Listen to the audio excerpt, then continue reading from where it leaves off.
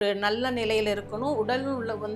உடல் உறுப்புகளும் நல்லபடியா நம்ம ஆரோக்கியமா இருக்கணும் அப்படின்னு ஏன் சொல்றேன்னா, அத பேஸ் பண்ணி தான் நம்ம குழந்தை உருவாகுங்க. ஸோ அதுல நாங்க கிட்னி எசன்ஸ்ன்னு சொல்லுவோம். அதுதான் ஒரு குழந்தைய உருவாகுறதுக்கான முக்கியமான காரணம். ஓகே. ஒரு ஒரு நபருக்கு ஒருத்தங்களுக்கு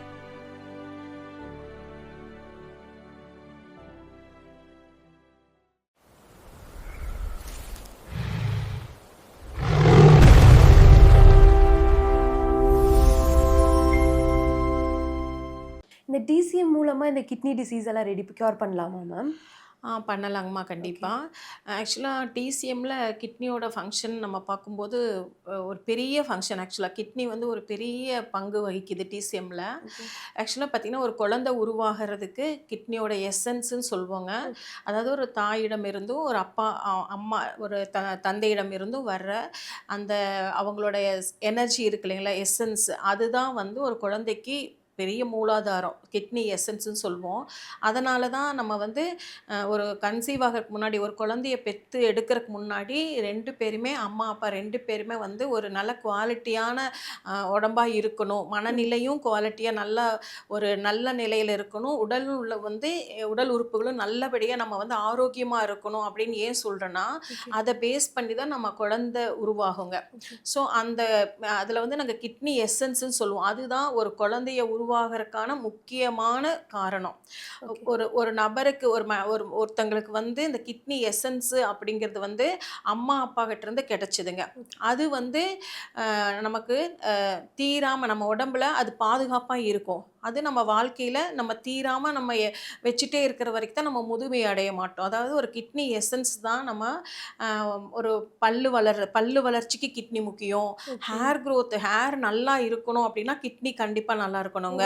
அதுக்கப்புறம் நம்ம ஏஜிங் தெரியக்கூடாது, வயசு ம். தெரியக்கூடாதுன்னா, கிட்னி நல்லா இருந்தா தான் வயசு தெரியாது.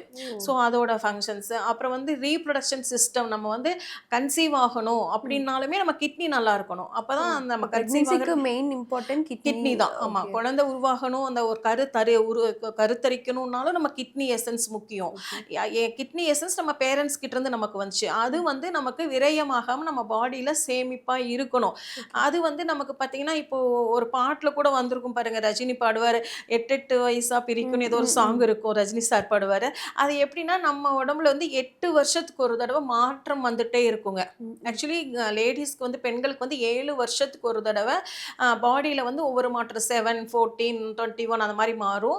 அதே மாரி ஆண்களுக்கு பார்த்தீங்கன்னா, 8 இயர்ஸ்க்கு ஒன்ஸ்க்கு அவங்களோட பாடியில பருவநிலை மாற்றம் மாரி அது மாறிட்டே வரும். ம். அப்ப 64 வயசு ஆகும்போது ஜென்ஸுக்கு அவங்களோட அ அவங்களோட அந்த ஏஜ் ஆன தன்மை அவங்களுக்கு வரும். அது டிசிஎம் சொல்லுது அப்படிங்க.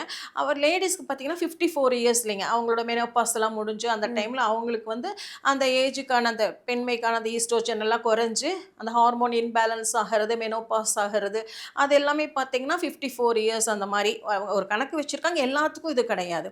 ஸோ அதனால தான் அந்த நம்ம அந்த பாடிய நல்லா அந்த அதாவது அதிகமான உழைப்பு, அதே மாரி அதிகமான தாம்பத்தியம் இருக்கிறது, அ ஒ சரியான உணவு பழக்கவழக்கம் இல்லாம இருக்கிறது, அ தேவையில்லாத ரொம்ப ஹார்ட் ஒர்க் பண்றது, அப்படி ரொம்ப நம்ம செய்யும்போது நம்ம கிட்னி எசன்ஸ் சீக்கிரம் குறைஞ்சிரும். ஓகே. அத பேஸ் பண்ணி தான் நமக்கு அடுத்தடுத்து பார்த்தீங்கன்னா, நம்ம உடம்பு தளர்வடையறதும், சிலர் பார்த்தீங்கன்னா கம்மி வயசு தான் இருக்கும், ஏஜ் லுக்கா தெரிவாங்க.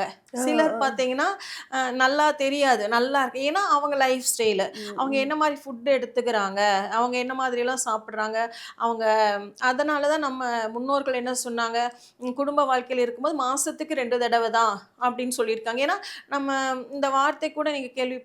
ஏன்னா சொல்லுவாங்கன்னா, "என்ன விந்து விட்டவன் நொந்து கெட்டான்" ஏதோ சொல்லுவாங்க. ஸோ எப்படின்னா, அதிகமா தாம்பத்திய வாழ்க்கையில் இருக்கும்போதும், அதுவும் நமக்கு விரயமாகும். So okay. நம்ம கிட்னிங்கிறது நம்ம வாழ்க்கையோட மூலாதாரம்னு வச்சுக்கணும். நம்ம உடம்போட அதுதான் மெயினுங்க. ஸோ அத பேஸ் பண்ணி தான் நம்ம வாழ்க்கையே இருக்கும். ஓகே. பல்லு வளர்ச்சிக்கும், ம். ம். ஹேருக்கு, போன் மஜ்ஜைக்கு, ம். இப்போ முட்டியெல்லாம் வலிக்குது, பேக் சைடு கீழ் இடுப்பு பகுதி வலிக்குது. இந்த ம். மாதிரி இது எல்லாமே கிட்னிய சார்ந்து தான் இருக்குங்க. ஓகே. இது ஓகே. நம்ம ஆரோக்கியமா வச்சுக்கணும். நம்ம கிட்னி எப்படி மேம் ஹெல்த்தியா வச்சுக்கிறது? ஏதாவது டிப்ஸ், ஃபியூ டிப்ஸ்? கிட்னி ஹெல்த்தியாக வச்சுக்கிறதுனா நம்ம வந்து கருப்பு சார்ந்த உணவுகள்ங்க. ம். அதாவது கருப்பெள்ளு, கருப்பு உளுந்து. கருப்பு உளுந்து, ஓகே. அதுக்கப்புறம் கருப்பு கலர் பீன்ஸ் மாதிரியெல்லாம் இருக்கும் இல்லைங்களா? சோயா யா. கருப்பு, இந்த கருப்பு ராஜ்மா மாதிரி இல்லை, கருப்பு சின்ன சின்ன ம், ம், சீடெல்லாம் ம், நிறையா இருக்கும். அந்த ம், மாதிரி முழு உளுந்துகள் ம், ம், சாப்பிட்றது. ம், அதுக்கப்புறம் வந்து கோஜ்பெரின்னு சொல்லிட்டுலாம் ஃப்ரூட்ஸ் எல்லாம் இருக்குது. ம், அப்புறம் ம், பசலைக்கீரை அந்த ம். மாதிரி இதெல்லாம் சாப்பிடும்போது நமக்கு கொஞ்சம் கிட்னி நல்லா பாதுகாப்பா ஓகே, எசன்ஸ் வந்து குறையாது. இந்த மாரி உணவுகள் நம்ம வந்து நெறையா எடுத்துக்கணும். ஓகே. இப்போ ஃபார் எக்ஸாம்பிள் வந்து நீங்க எள் எடுக்கிறீங்கன்னா, கருப்பில வந்து ஜஸ்ட்டு ஒரு கொஞ்சம் வறுத்துட்டு அத நம்ம பொடி ம், பண்ணி ம். வச்சுட்டு, டெய்லி ஒரு 2 ஸ்பூன் எள் எடுத்தாலே, ஓகே, உங்க ஹேர் எல்லாம் நல்லா கருப்பா வளர ஆரம்பிச்சுரும். ஓகே. ஸோ உங்களுக்கு அந்த மேரோ, அந்த போனுக்கு இருக்கிற மஜ்ஜையில இருக்கிற அந்த ம், லிக்விட் எல்லாம் சொல்லுவோம் ம், இல்லைங்களா? அது ம், எல்லாமே ம். நல்லா சுரந்து உங்களுக்கு அது ஓகே. எல்லாமே ஸோ இந்த மாதிரி உணவு பழக்கவழக்கம் வந்து நம்ம அதே மாரி பாதாம், ம், வால்நட்ஸு ம். ஸோ இந்த மாதிரியெல்லாம் எடுக்கும்போது நம்ம வந்து கிட்னிய வந்து நல்லா நம்ம சேஃபா வச்சுக்கலாங்க. Okay, okay ma'am. இப்ப பார்த்தீங்கன்னா, இப்ப நெறையா கா கார்போஹைட்ரேட் இது மாதிரி அதிகமா எடுத்துக்கிறது, அப்புறம் இந்த கூல் ட்ரிங்க்ஸ் மாரியெல்லாம் நெறையா குடிக்கும்போது, அப்புறம் இது அதாவது பேக்டு ஃபுட்டு அந்த ம், ம், மாதிரி ஃபுட்டெல்லாம் எடுக்கும்போது, அதில சால்ட் எல்லாம் அதிகமா இருக்கும் இல்லைங்களா? ம். அப்படியெல்லாம் சாப்பிடும்போது நமக்கு வந்து அதில உப்பு அதிக தன்மையா சேர்ந்தாலும் கண்டிப்பா ஓகே. கிட்னி வந்து அது சஃபர் ஆகும். ஸோ அதனால மெயினா என்னென்ன ரீசன் மேம்? ஆமா. ம். உப்பு, சோடியம் அதிகமா போகும்போது, அது ஓகே, ஃபில்டர் ஆயி வர யூரினரி பிளாடர் வந்து அத ஓகே. ஃபில்டர் ஆயி வரணும் இல்லைங்களா? ம், அந்த உப்ப எடுத்துட்டு அந்த ப்ராசஸ் நடந்து அதுக்கு அதிகமான வேலை குடுக்குறோம் இல்லைங்களா? ம், எப்பவுமே ம், எந்த உடல் உறுப்புக்கும் அதிகமா வேலை இருந்தாலும் அது ம், ம், பலவீனமாகும். ம். அந்த அளவுக்கு அது கொஞ்சம் ரெஸ்ட்டும் குடுக்கணும். ஸோ நம்ம அதிகமா சேர்த்திக்கும்போது, அது செயல் வந்து குறையுங்க. அப்ப அது பின்னாடி வந்து அது டிசீஸா நமக்கு மாறும்.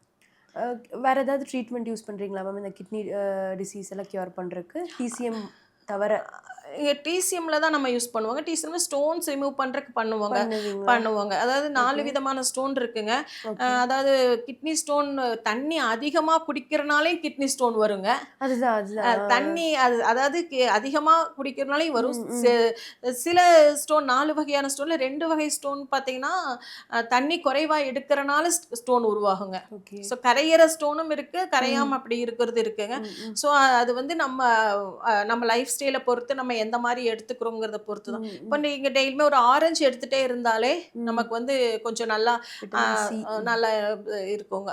நம்ம பாதுகாப்பா இருந்துக்கலாம். நம்ம ஸ்டோன் வராம ஓகே. அந்த மாரி இருக்கறதுக்கு ஒரு நாட்டு ஆரஞ்சு பழம், ம், எலுமிச்சம்பழம் அந்த ஓகே. மாதிரி ஜூஸஸ் அதாவது எலுமிச்சம்பழம் கான்சன்ட்ரேட்டடா எடுக்கக்கூடாதுங்க. ம், வார்ம் வாட்டர் மிக்ஸ் பண்ணி அந்த ம். மாரி எடுத்துக்கலாம். டெய்லி இந்த மாரி ஃபுட் எடுக்கும்போது நம்ம கண்டிப்பா பாதுகாப்பா வச்சுக்கலாம்.